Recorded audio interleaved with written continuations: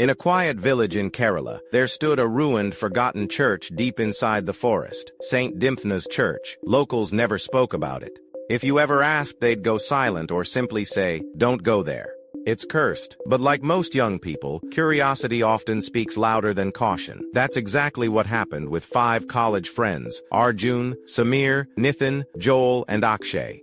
They were all from Kochi and loved exploring abandoned places and recording them for their small YouTube channel. One evening, while having chai at a roadside stall, an old man overheard them talking about spooky content. He leaned in and whispered, "If you want real horror, visit the church near Paliam forest, but don't go after dark, never after dark." He got up and left, leaving behind a strange tension in the air.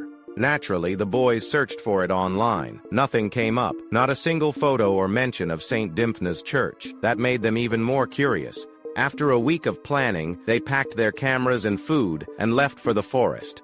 It was a long walk, almost 2 hours from the nearest road. Trees grew wild and thick, and the silence in the forest was unnerving. Finally, they saw it. The church, blackened by time, covered in moss and vines. A broken cross leaned against the wall.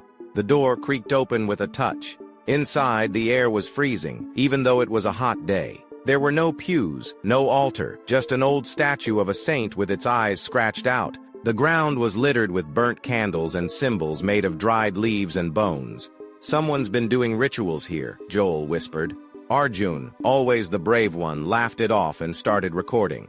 Akshay, however, felt strange. He kept hearing whispers, like someone calling his name softly from behind the walls. They explored for a while, then set up a small camp outside to rest and wait for nightfall. They wanted to catch some paranormal activity for the video. As night fell, everything changed. The forest turned deathly silent.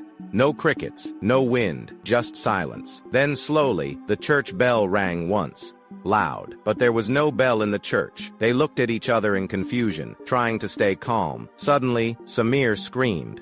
He pointed toward the woods. There, between the trees, stood a tall woman in white. Her face completely covered in blood, her hands holding what looked like a broken child's doll. She didn't move. She just stared. Panicked, they ran back toward the church, thinking it would be safer inside. But once they entered, the door slammed shut behind them. All their torches went out at once. In total darkness, they could hear someone walking in circles around them, barefoot on stone, whispering, crying, laughing.